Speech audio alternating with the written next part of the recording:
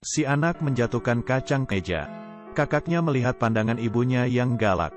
Langsung berdiri. "Ibu, aku akan lakukan dengan baik. Aku akan mengajarnya lagi dengan baik." Ibunya menatap kedua kakak beradik itu dengan tatapan yang tajam. Siap menghajar si kakak. Dia mencekik erat-erat leher si gadis. Si gadis hampir kehilangan napasnya. Ternyata wanita itu bukan ibu kandung kakak beradik ini. Beberapa hari yang lalu, ayah mereka membawa pulang seorang wanita. Dan memberitahu mereka, wanita ini akan menjadi ibu mereka. Kakak beradik itu sangat senang. Tapi mereka tidak tahu, mimpi buruk baru akan dimulai. Setelah si gadis dipukuli oleh ibu tirinya, dia lapor ke kantor polisi. Polisi malah menganggap, anak zaman sekarang sangat hebat. Baru dipukul beberapa kali oleh ibunya langsung lapor polisi. Jadi dia mencari institusi perlindungan anak untuk menangani hal ini. Tetapi tak ada yang menyetujui cara si gadis. Hanya Jung Yop yang memberitahu si gadis. Caranya benar. Setelah si gadis diantar pulang oleh institusi perlindungan anak, ibu tirinya melihat mereka, langsung berpura-pura menjadi ibu yang baik. Sembari mengelus kepala si gadis. Sembari meminta maaf. Dia berhasil membohongi semua orang.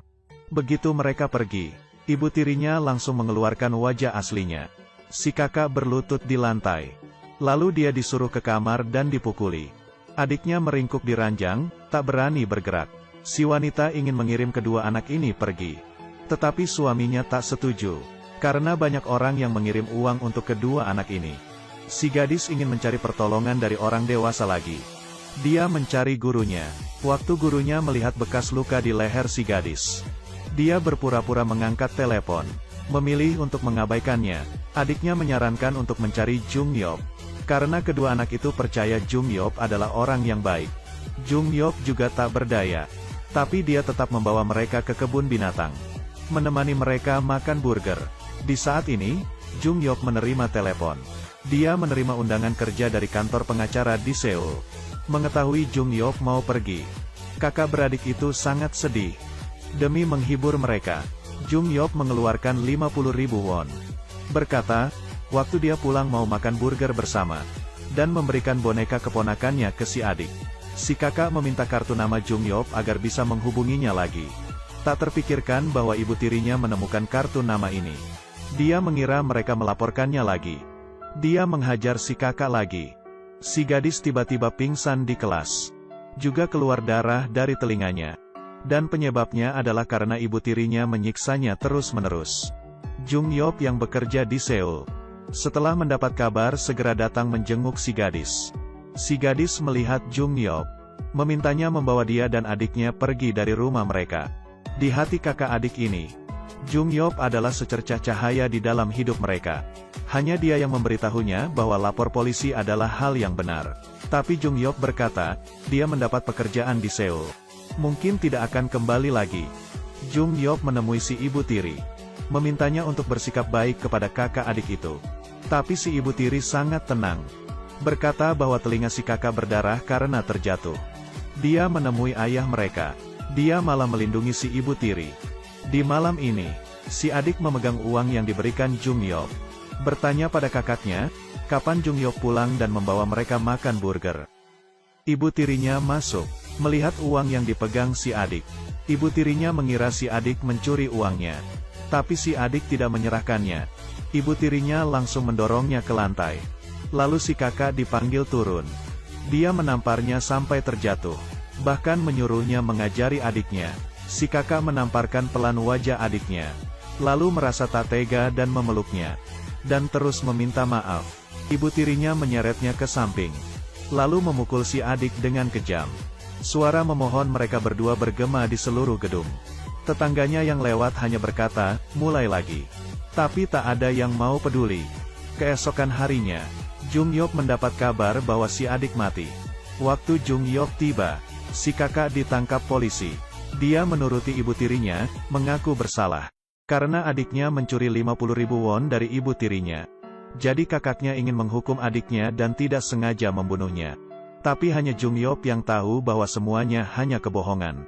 Karena dialah yang memberikan uang itu ke si adik. Karena belum berumur 10 tahun, dia tidak bisa dihukum. Polisi melepaskannya. Tapi dia masih dihitung bersalah. Jung Yop bersiap membela si gadis. Dia datang ke rumah sakit, memberikan laporan pemeriksaan mayat si adik ke dokter. Dari penyelidikan diketahui bahwa luka si adik itu bukan sesuatu yang bisa disebabkan oleh anak berusia 10 tahun. Jung Yop mengajukan gugatan ke pengadilan dan berhasil diterima. Tapi si kakak sudah tidak percaya Jung Yop. Juga tak percaya siapapun. Jung Yop sangat menyesal. Jika saat itu dia membawa mereka pergi, mungkin tidak akan terjadi hal menyedihkan ini. Demi meminta maaf kepadanya, dia mencari teman sekelas si gadis. Menyuruhnya meletakkan sebuah hadiah di pintu rumahnya setiap hari. Ibu tiri membunuh adik si gadis. Si kakak dipaksa menjadi kambing hitam. Demi membela si gadis, Jung Yop menyuruh si gendut menaruh hadiah di pintu rumah si gadis setiap hari. Di hari ini, si gadis akhirnya membuka hadiahnya, yang isinya adalah sebuah MP3. Di dalamnya adalah rekaman dari Jung Yop untuknya. Hal ini dilihat oleh ibu tirinya. Dia mendengar isi rekamannya, lalu mulai menghajar si gadis. Si gendut yang sedang mengirim hadiah saat ini, mendengar teriakan si gadis. Dia langsung menelepon Jung Yop, meminta pertolongan. Jung Yop berlari kencang ke rumah si gadis. Saat si ibu tiri mengangkat kursi dan bersiap untuk memukulkannya ke si gadis, Jung Yop mendobrak pintu dengan palu dan masuk ke dalam. Melihat si gadis yang sekarat di lantai, dia mengabaikan risiko penculikan anak, membawa si gadis pulang ke rumahnya, meminta kakaknya sendiri menjaganya. Tapi dia harus menemukan bukti penting, baru bisa mengadili si ibu tiri. Saat tidak menemukan cara apapun, keponakannya meminta boneka beruangnya. Ternyata boneka itu memiliki fungsi rekaman. Dia bergegas ke TPA, membalik-balik sampah yang menggunung. Juga tidak ada hasil apapun. Dia hanya bisa menaruh harapannya pada si gadis, berharap dia bisa mengakui dengan berani. Tapi di hari pengadilan, si gadis tidak berhenti menangis, tidak mengatakan apapun. Hakim hanya bisa mengajukan istirahat. Jika si gadis tidak berbicara, si ibu tiri hanya dapat dinyatakan tak bersalah.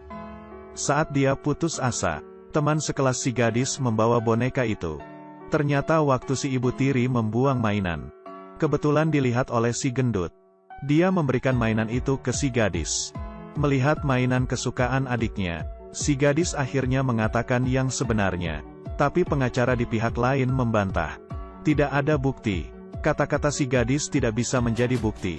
Tapi saat video pembunuhan si adik keluar, dia akhirnya mengeluarkan wajah aslinya. Akhirnya, karena ibu tirinya menyiksa anaknya sampai mati, dihukum penjara 16 tahun. Karena si ayah membiarkan anaknya disiksa, dihukum penjara 5 tahun. Apa kamu merasa ibu ini mengerikan? Maka yang lebih mengerikan lagi, cerita ini adalah kisah nyata. Sampai jumpa di lain kesempatan.